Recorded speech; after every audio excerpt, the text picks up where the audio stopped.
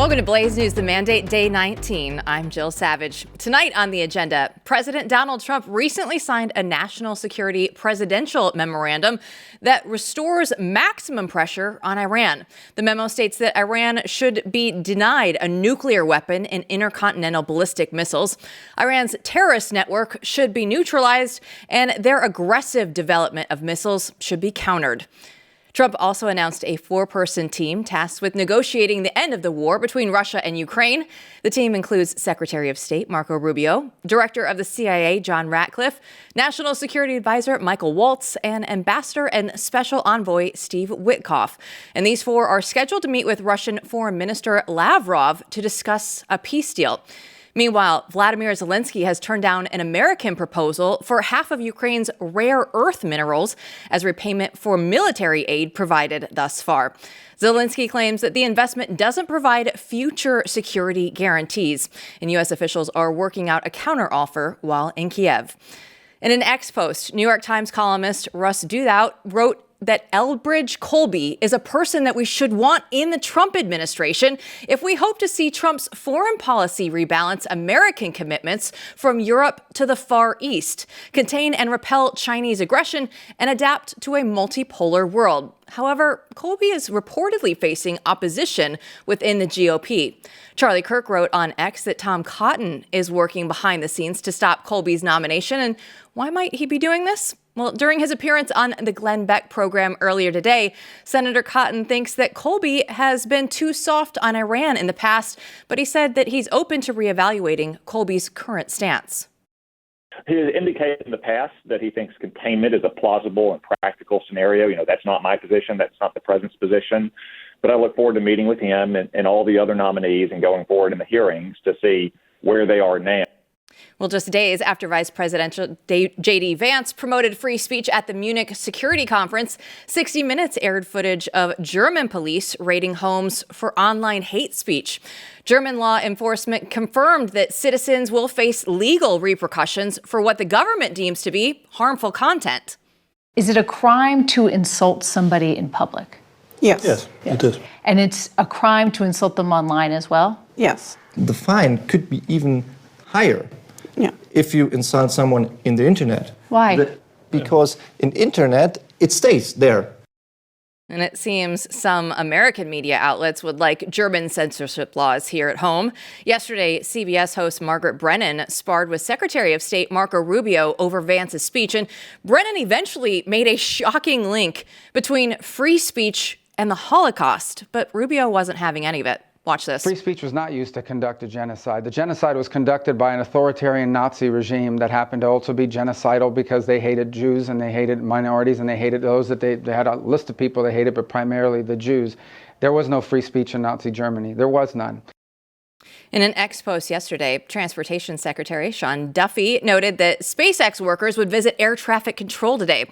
Duffy wrote that members of Elon Musk's SpaceX team will be visiting Air Traffic Control System Command Center in Virginia to get a firsthand look at the current system, learn what the air traffic controllers like and dislike about their current tools, and envision how we can make a new, better, modern, and safer system.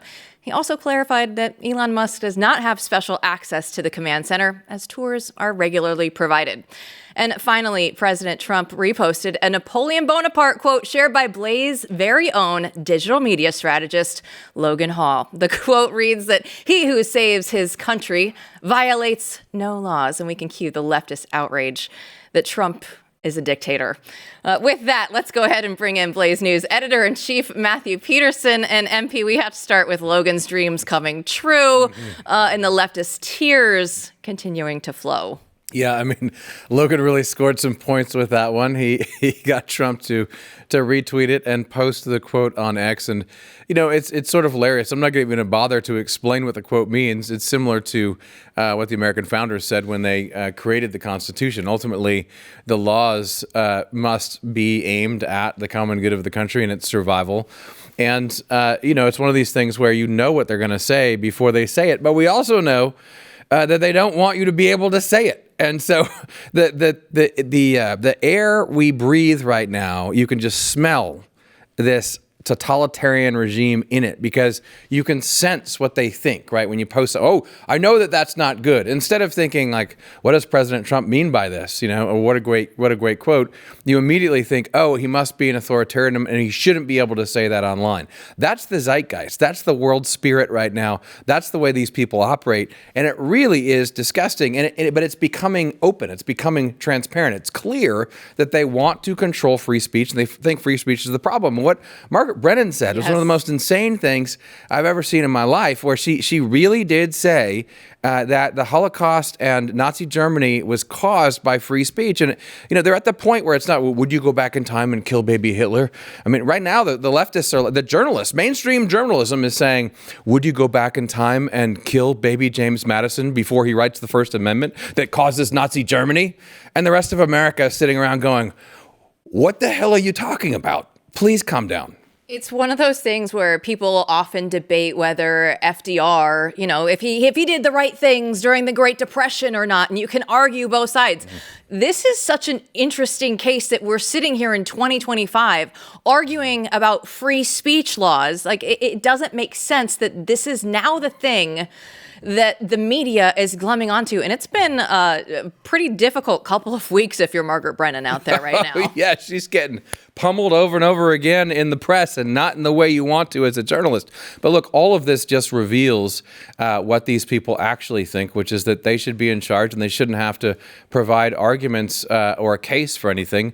They just deserve the right to rule and to shut down anyone who disagrees with them. But it was very chilling watching that clip earlier and just looking at the free speech laws in Germany, and they were saying, oh yeah, actually it's worse if you post it online. Yes, they will come after you, and they are just openly saying this right now in Europe. I mean, can you imagine going back to the time of the founding when all the founding fathers were anonymous individuals online? They were all anons and had fake names, right? I mean, they were all in the papers under fake names, writing the Federalist Papers and arguing about the Constitution. And guess what? Insulting each other and calling each other names.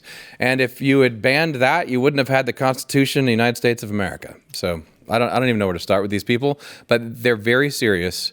And they think that they should be able to rule by fiat and shut down anyone who disagrees with them. And that's the way it is. That is what they think. Don't go anywhere, though, because when we come back, we're going to look at if the Democrats' whining is actually resonating with Americans. Chris Bedford will have the latest polls just ahead.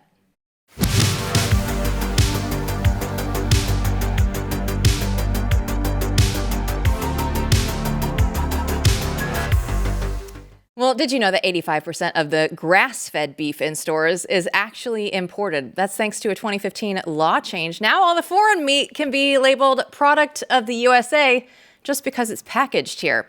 That means that the grocery store meat that you find is often full of antibiotics, hormones, and seed oils. But Good Ranchers is different. They're 100% American meat. They don't have any of those hidden additives. There's no seed oils in there. It's just clean, high-quality protein. Their beef, chicken, and seafood are all born, raised, and harvested right here in the United States, so you know where your food comes from.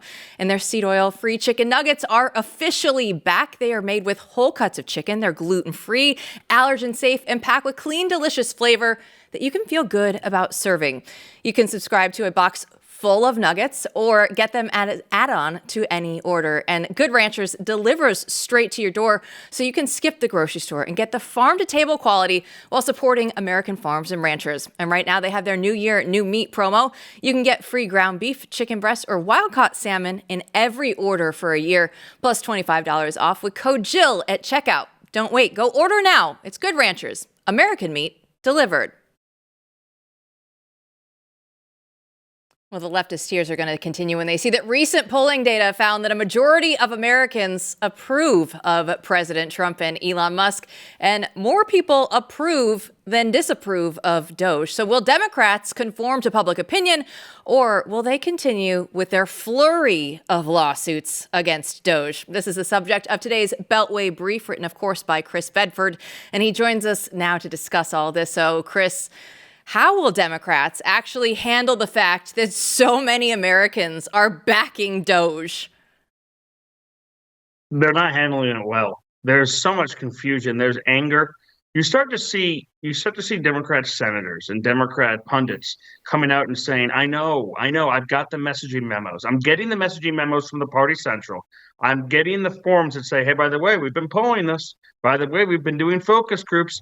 By the way, we've been talking to people. And guess what?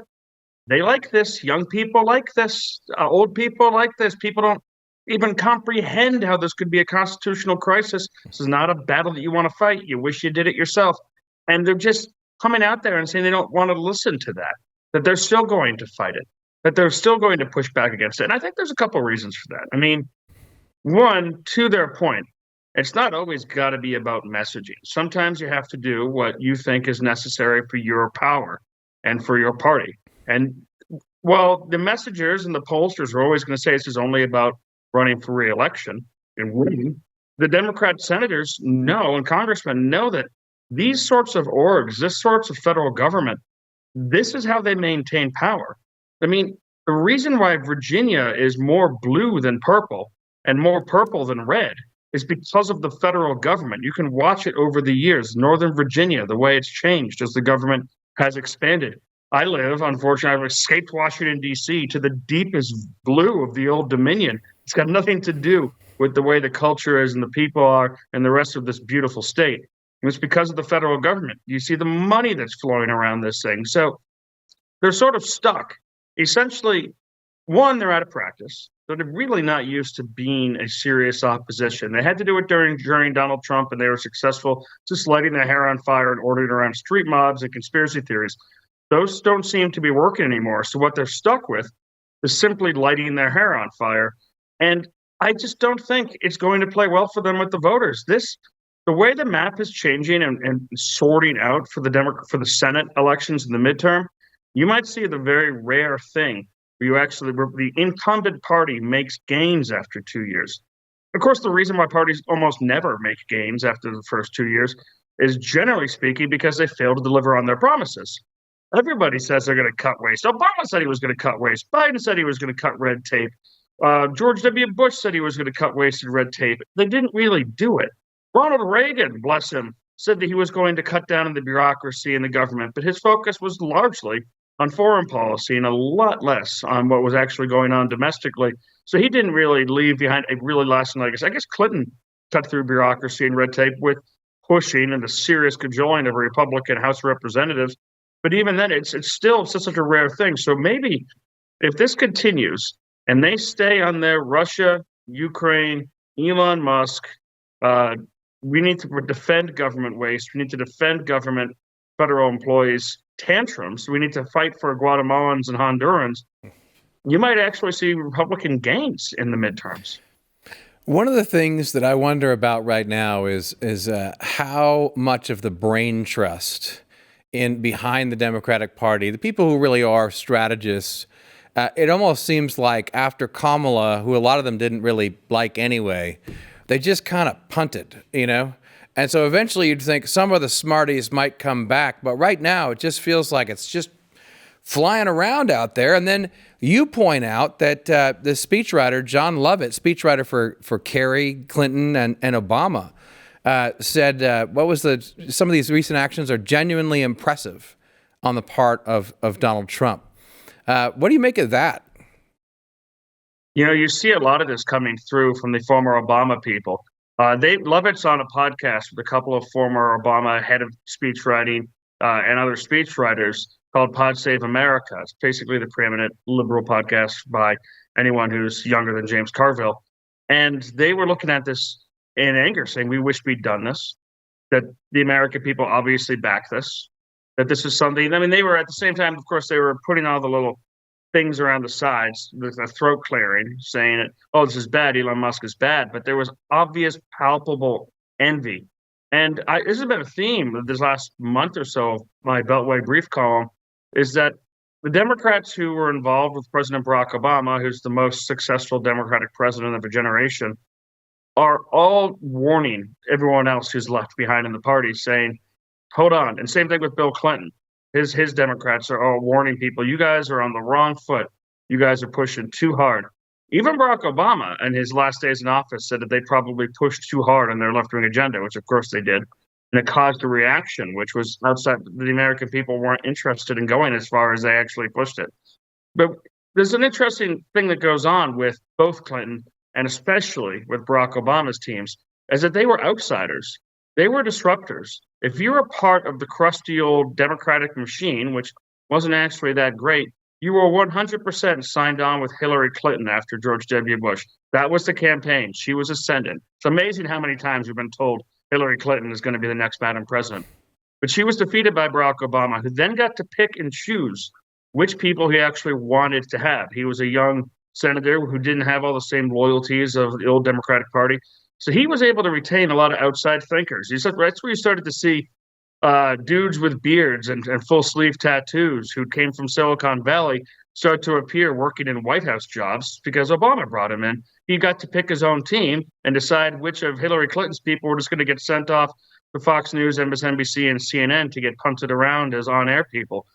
And Democrats have kind of gone back into that stasis where they don't actually have a lot of the best talent, a lot of the outside thinkers. They've got people who are kind of in zombie past presidency modes mixed with radical progressives who've never won a darn election in their life and never retained the White House in any kind of a meaningful way. And Donald Trump also brings that to this campaign, much more so maybe probably than his first. There is a disruptor class. He obviously didn't have any allegiances to the Republican Party itself, and he got to pick his own people. So while he's highlighting some of the best talent and new talent that's been brought in a generation to Republican politics, Democrats are generally stuck poo-pooing their last wave of intelligentsia who are now podcast bros or consultants on the side. And there's a real dearth of talent for actually philosophical and deep thinking and real strategy beyond simple tactics in the Democratic Party itself. Well, today is President's Day. I saw a meme earlier today where Bill Clinton was wishing Hillary a happy President's Day. And let's just say people in our audience would have enjoyed the way that Hillary reacted in that meme. There's a long list, though, of DOGE things that they want to accomplish. And Stephen Miller was speaking earlier today. Let's go ahead and take a listen to that and get your reaction. Over a 10-year normal budget window, you could be talking about saving over $1 trillion by clamping down on massive fraud in our tax and entitlement systems, including, again, those carried out by organized fraud and theft rings. Right? That lower third, it's like, oh, we're preparing to audit the IRS, right? We are at this point in the DOGE calendar where they're talking about Fort Knox and the IRS. And there are so many different things, Chris, that we see now that we once never thought actually possible to see the government do. What's your reaction to that? This is the kind of thing that the American people jump up and down for. The American people, and Trump understands this better than a lot of kind of conservative Republican politicians or people who are much more on the right, is that they don't want you to mess with programs that they've paid into their entire lives. They don't want you to mess with their Social Security. They don't want you to mess with their Medicare, but they want to see waste, fraud, and abuse rooted out. And there's when you've got a program that is sending out as much money as Social Security is, as Medicare is, then you've got programs that are ripe for actually being taken advantage of, lying to the government, filling out forms. And DOGE is bringing a lot of the same technologies that Elon Musk and Peter Thiel and their friends have used over the years in Silicon Valley to track formulas. And what they're doing, what's so new about this, as opposed to interviewing bureaucrats and just looking at spreadsheets, they're actually tracking the money and they're figuring out where this is going. And they're doing it in a way that the federal government really just simply hasn't. You know, we talked about this, I think, last week, how President Trump is moving to make the chief information officers of these departments political appointees. That sort of thing attracts a new kind of talent that you didn't have previously with career bureaucrats who just sit there and they're in charge of cybersecurity. A lot of them, some of them may be talented, but some of them may be like the worst tech guy you ever had in your office job in your entire life. And they're stuck in those positions. But if you offer outside talent, someone from Palantir, someone from PayPal, someone from wherever to join in this, I guess now you've got the founder of Airbnb is talking about joining on with Elon Musk and DOGE to help root these things out. If you bring the top minds from Silicon Valley to political jobs with a cool profile and a thing on their resume, then you'll end up getting people who can actually look at the bureaucracy in a way. And my gosh, if you could take $1 trillion out of spending without actually even hurting the elderly or losing votes, how awesome is that? It's pretty amazing. Chris, 60 seconds. When you look at all the garbage that they're throwing, all the memes that they're throwing out there, the lines of argument, are there any that you think have staying power and the left is just going to keep using, or are they're going to have to find something else? Right now, if you look at the polling, Elon Musk is between 49 and 52% in approval rating, 55 I've seen in some places. And I saw one outlier that said like 41, which means you're not really making a very big villain of this guy. You see liberals driving around in Teslas that say, I'm part of the anti-Elon Musk Tesla crowd.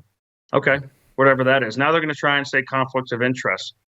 No, and the reason I know these aren't going to stick is because I'm a member of conservative media. We've talked about George Soros for 20 years, and it hasn't stuck at all, not one bit. None of these guys, Hans, the list goes on, foreign donors or names you could bring, they haven't changed the polls. The Koch brothers never did a darn thing to change polls. So far, I've not seen anything that's going to stick, but listen, it's 2 years until the election. They're pretty good at this. I suspect that some moment fortunes may start to change.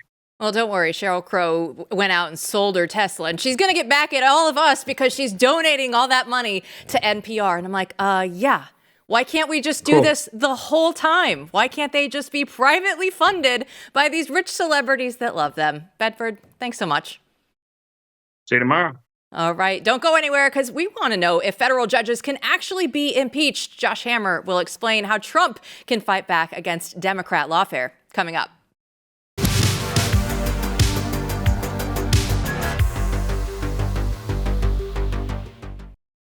Judicial independence or judicial overreach. As President Trump pushes forward with his bold agenda, federal judges have repeatedly stepped in to block key policies, from funding freezes to limits on transgender procedures for minors. Now the Trump administration and its allies are firing back, with calls for judicial impeachment growing louder.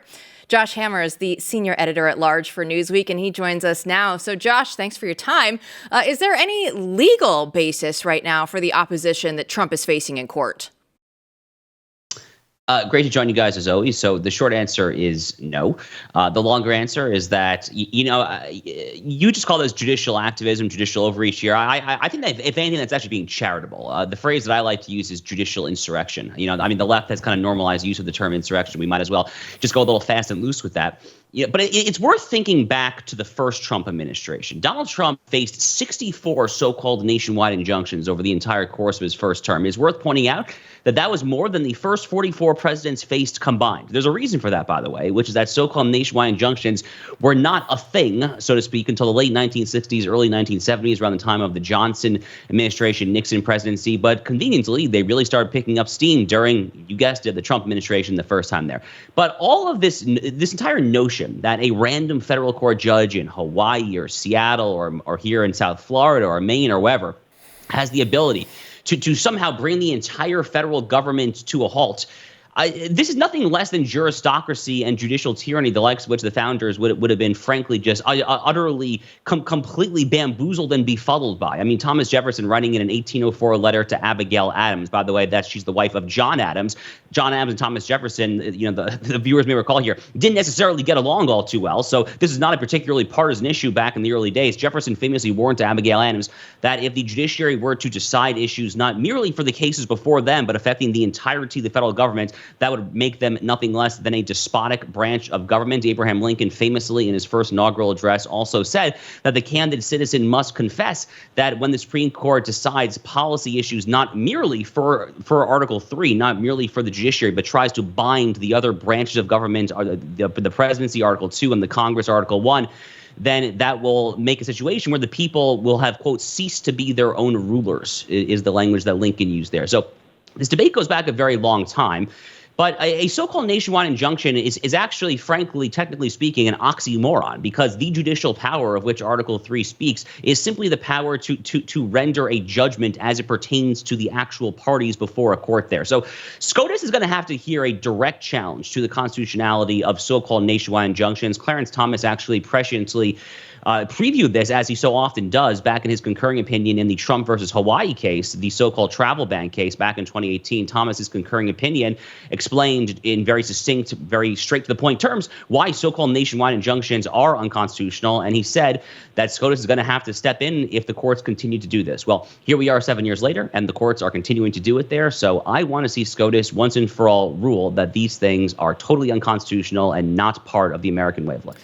It would be about time if so, Josh. I mean, one thing that strikes me that's disgusting about all this is how all of it elevates the power of the bureaucracy and diminishes the power of the other three branches. And really what you have here is the judiciary being a tool of the administrative branch, the fourth branch of government, but also I think also ruining their own power, because the more they issue these political statements, the more they make it more likely that Republicans say to hell with agreeing with you about anything or listening to you. So on that note, you no doubt have seen that Elon Musk put out a poll after some chitter chatter, some talk with Senator Mike Lee online. And this poll showed, of course, a biased audience, I suppose, but the poll showed a massive amount of agreement for impeachment. Now, could you walk us through what impeachment is in this, what it would mean in this case, and then give us your thoughts about that, about impeaching these district judges who issue these proclamations?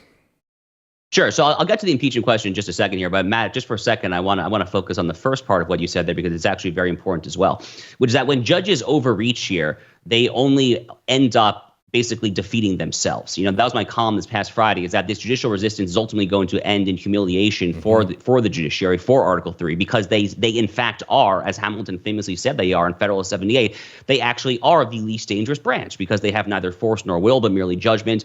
And as Hamilton said way back in 1788, 87 or so, they depend upon the efficacy of the executive branch even for the enforcement of their own judgments. They literally do not have the ability even to carry out their own orders there. And it also kind of reminds me of Antonin Scalia's very powerful, stirring final paragraph of his dissent in the Obergefell case, the same-sex marriage case, where he famously said, paraphrasing here, the final line of his dissent was he basically said that with every decision that the courts make where it is clear, unambiguous overreach, we only come one step closer to being reminded of our own impotence.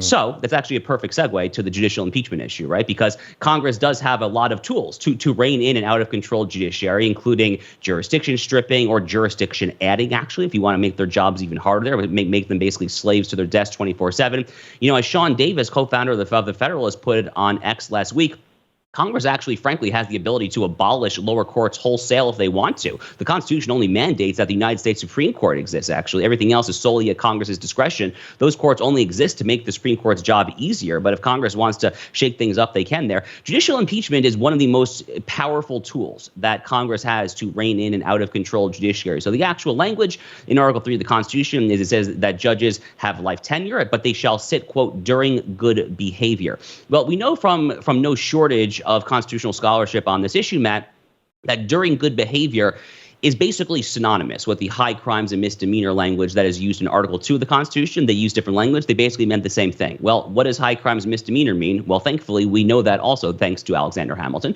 who said in Federalist 65 that high crimes and misdemeanor amounts to a, quote, breach of the public trust. So that is the criterion that we're dealing with here. You want to tell me that, to take just one example here, Matt, that Judge McConnell up in Rhode Island, the guy who is threatening criminal contempt of the Trump administration if they don't submit all of their funding decisions through his puny little desk in Rhode Island there, you want to tell me that he is not breaching the public trust? The guy who Natalie Winters of War Room had a clip unearthed last week on social media that showed that Judge McConnell back in 2021 in the aftermath of the death of St. George Floyd, or a martyr, that showed Judge McConnell there talking about how he was a privileged white guy, but when it comes to rendering verdicts for LGBT or illegal aliens or black people, whatever, you have to make justice meet where they are. Paraphrasing, but that's basically what he said there. I'm sorry, but if you are an Article 3 judge who has sworn an oath to defend the Constitution, that right there, what I just quoted, that is a breach of the public trust. These guys should be impeached. Well, Josh, today we saw that Judge Tanya Chutkin, she's an Obama appointee who handled the Trump January 6th case.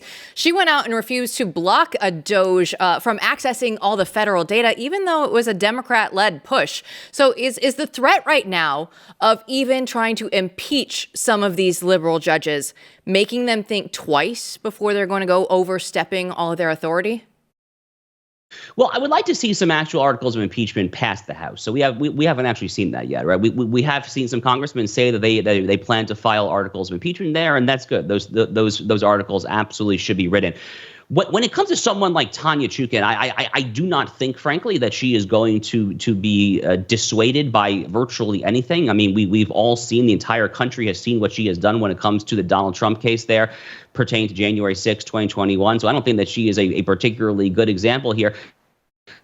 Look, ultimately, these judges do have life tenure, and Congress, again, does have a lot of tools in their arsenal there, but those tools work within the context of life tenure there. So I don't think that she is a good candidate, to be honest with you, to actually be dissuaded from judicial impeachment. But surely for some of these other judges, when it comes to some of these younger Joe Biden nominees, perhaps there, maybe, just maybe, if Congress can actually get its act together and actually pass one of these articles of impeachment, then it's obviously an uphill climb in the Senate to actually get a conviction. But let's get this process started here. It can't end poorly. I mean, it can only possibly end in a good way there. So I say let's get this ball rolling.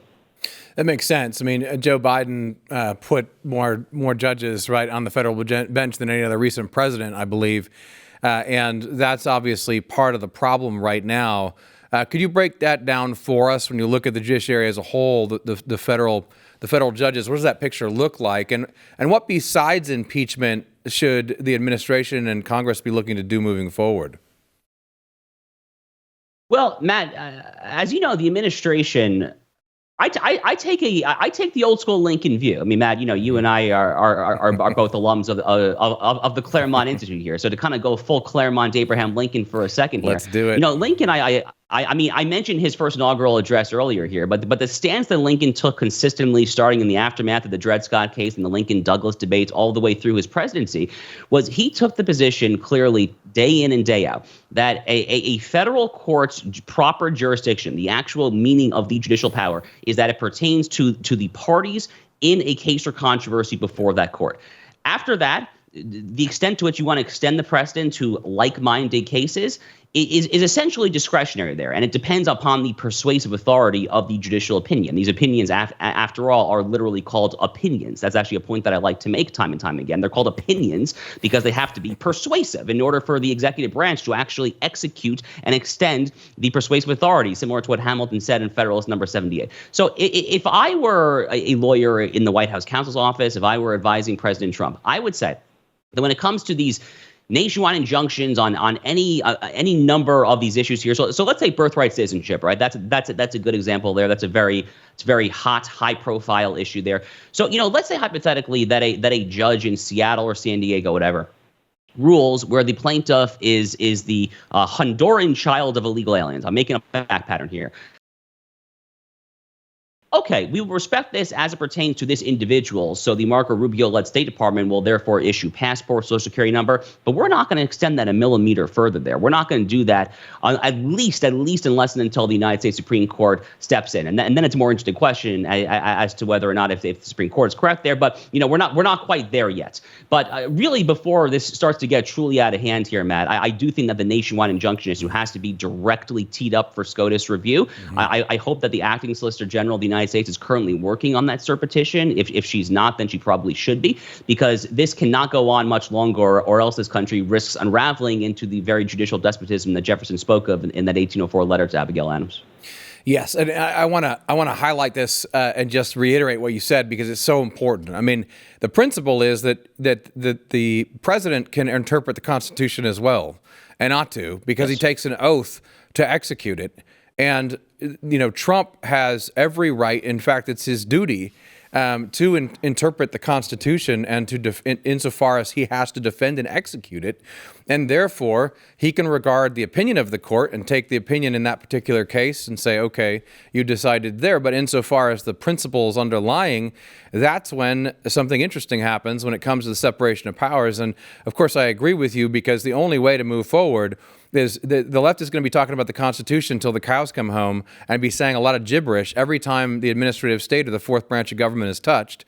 And Trump is going to have to stand strong and say no, and the same goes for the unconstitutional delegation of its powers of lawmaking, right? Congress, handing those over to the administrative state. I want to see a strong statement from the White House repeatedly that says, no, we're sorry, we don't think that this was constitutional. I guess what I'm curious about, though, I know you agree with me on these things, is don't you think that, what risks happening, a good risk, the good thing that might actually break out is a resuscitation of the separation of powers and maybe the resurrection of a kind of constitutional government that has some life in it again. And that's what's exciting me. It's I'm trying to explain to people daily, even if the Dems actually decide to do more than just go to the courts, right? If you cut the courts off from them, what is that going to force them to do? They're going to have to pass a law, and then Congress will have to actually get into the lawmaking business again and dispute it. I don't want to be too, white-pilled on this. My black-pilled heart is still slowly, uncaking and over time as the blood starts flowing in this new time. But do you think that that's possible? Do you see this maybe happening on the horizon? Yeah, I think that Donald Trump is basically making departmentalism great again, Matt. So departmentalism is the idea that all three branches of the federal government, as you just said, have not just the right, but in fact the obligation to interpret and enforce the Constitution as it pertains to their own legitimate spheres of influence.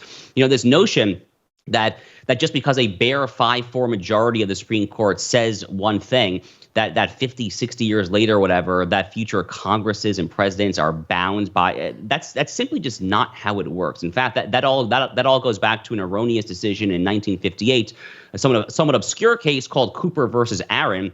It kind of unfolded in the broader context of the Brown versus Board desegregation fights, which is why no one likes to challenge it, because it gets into racial politics. But it actually has nothing to do with racial politics. It actually just has to do with the fact that the Supreme Court in that case for the first time ever said that we are binding on everyone because we are final.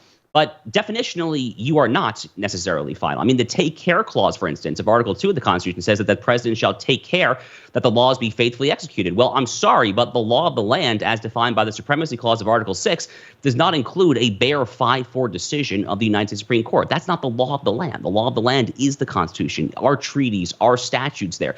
So the president and the Congress absolutely have the ability and the obligation, the duty, to interpret and enforce their understanding of it within their sphere of influence here. So this judicial ruling from one of these judges, I literally can't keep track of them, also I forgot his name, but the judge who's telling Trump that he can't enforce his there are two genders, male and female policy, get out of here. I would just facially ignore that. You're going to tell me that you can't enforce your understanding of Genesis 127 biological dimorphism when it comes to your own Department of State, Department of Homeland Security websites? That is not a judicial order, okay? It might have the masking of a judicial order, but it is fundamentally inherently illegitimate. And something like that, I think, frankly, should just be facially ignored. And on the contrary, not only would this not be a so-called constitutional crisis, to use the leftist media's favorite term of the day, this, to your point, Matt, would actually be a refreshing reminder. It would actually be a civics lesson, frankly. It would be a good opportunity to flex the sinews of Republican self-governance, I think. Josh Hammer, great stuff as always. Thanks so much for joining us. You bet. Thank you, guys. Peterson, we're trying to make America great again. Are we going to make separation of powers great again? That's the only way to fly right now. You have to do it because right now you have fourth branch of government supremacy controlling everything. As you see now, everything that we're doing, it all revolves around one unelected branch of people thinking that they're in charge and should decide everything. And guess what? That's not the way it's supposed to work, folks. And that's what we need to bring back.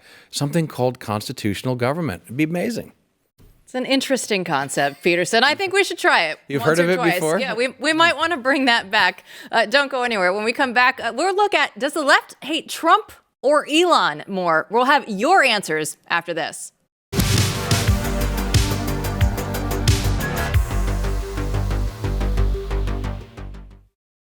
Well, since it is President's Day and everybody looks at Donald Trump all the time, but then some people are out there trying to accuse Elon Musk of being our president. That's why I went to X this morning and asked you, who do you think they hate more, Trump or Elon, and why? And Jack Hayes is going to kick us off tonight. He said, not sure if which one is hated most, but that depends on the day. But why? Because the mainstream media tells them to. Jack has a very good point, Peterson. Yeah, most people get their information from other people telling them things, and the biggest media organs in the country are still out there saying, Trump, bad orange man. And Elon Musk has now joined him in the pantheon of the great villains that everyone's supposed to have their 5 minutes hate about, every day. So he makes a good point. The media changes the target and basically paints the target for everyone to attack. Scott Jones replied, Trump, because he's attacking them on a broad front. The left is attacking Elon ferociously because they think that they have a better chance of getting him removed than they do Trump. That's a good point because Trump is out there saying, hey, they're trying to put a little bit of separation between me and my boy Elon right now, and it's not going to work. Well, yeah, and the left is aware. Trump just beat them. Trump is ascendant. Trump is triumphant. Trump just won the entire country. And so why don't you pick the guy next to him to be the bad guy? But the problem for them is the joke's on them because Elon's popularity ratings, as Chris Bedford told us earlier, are pretty much right up there with Trump's. So good luck. Well, speaking of winning for an entire country, it was a fun weekend. A lot of people were watching hockey this weekend, and it was the United States against Canada. And Canada thought it was a good idea to boo our national anthem.